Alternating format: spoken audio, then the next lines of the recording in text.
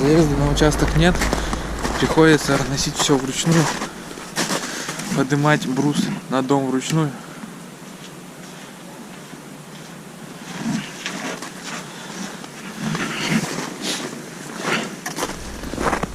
Большая машина здесь не проезжает, мешается крыша гаража. Также здесь возле дома устроена канава.